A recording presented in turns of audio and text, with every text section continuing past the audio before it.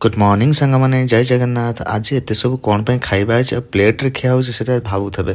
ଆଜି ମୋ ଶ୍ୱଶୁରଜୀ ଆସିଛନ୍ତି, ସେଥିପାଇଁ ଏତେ ସବୁ ଖାଦ୍ୟ ମମି ଭଲ ଭଲ ଡିଶ୍ କରେଇଛି। ଭାତ, ଡାଲି, ମାଛ ତରକାରୀ, ସାଲଡ଼, ପୋଟଳ କୁର୍ମା, ଶାଗ ଭଜା, ପାମ୍ପଡ଼ ଆଉ ଆଳୁ ଚକଟା, ଏତେ ସବୁ ମାମା କରିଛନ୍ତି। ମାମା ସବ୍ କରିସାରିଲା ପରେ ଆଉ ଶ୍ୱଶୁର ସାଙ୍ଗମାନେ ଦେଖନ୍ତୁ ମୋ ପାପା ଆସିଗଲେ, ମୋ ଶ୍ୱଶୁରଜୀ। ତ ସେ ମୋତେ ବହୁତ ଭଲ ପାଆନ୍ତି। ହାତ ମୁହଁ ଧୋଇକି ଆସିଲେ, ତ ହାତ ମୁହଁ ଧୋଇ ଆସିଲେ ମାମାକୁ ପାମ୍ପଡ଼ ଦେବାକୁ ଚାହିଁଲେ। ମାମା କହିଲେ ନା ମୁଁ ଖାଇବିନି, ତୁମେ ଖାଅ, ମୋ ଦେହ ଅସୁସ୍ଥ, ମୁଁ ତ ତେଲ ଖାଇବିନି, ତେଲ ଜିନିଷ। ତ ଏବେ ଯିବା ବାବାଙ୍କୁ ଡାକିକି ଆଣିବା। ବାବାଙ୍କ ଦେହ ବି ଅସୁସ୍ଥ ଅଛି, ବାବା ହ୍ୱିଲ୍ ଚେୟାରରେ ଆସୁଛନ୍ତି।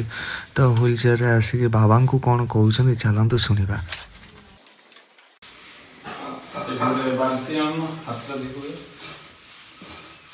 ହାତ ଧୋଇଦେବି, ସେଇଠି ଧୋଇଦେବି।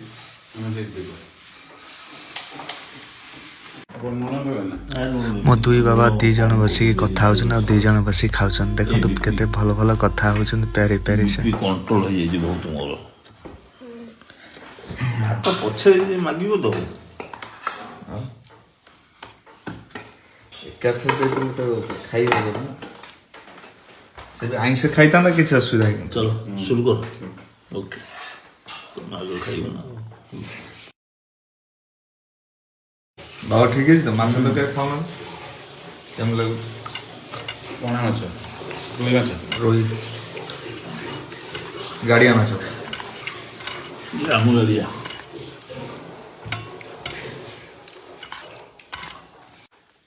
ବାବା ଶ୍ୱଶୁରଙ୍କୁ ଦେଖୁଛି ମାମା କେମିତି ଆଜମା ମେଡ଼ିସିନ ନେଉଛି।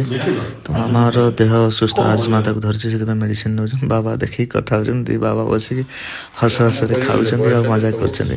ଚାଲନ୍ତୁ ସାଙ୍ଗମାନେ, ଏଇଠି ରହୁଛି ଜୟ ଜଗନ୍ନାଥ।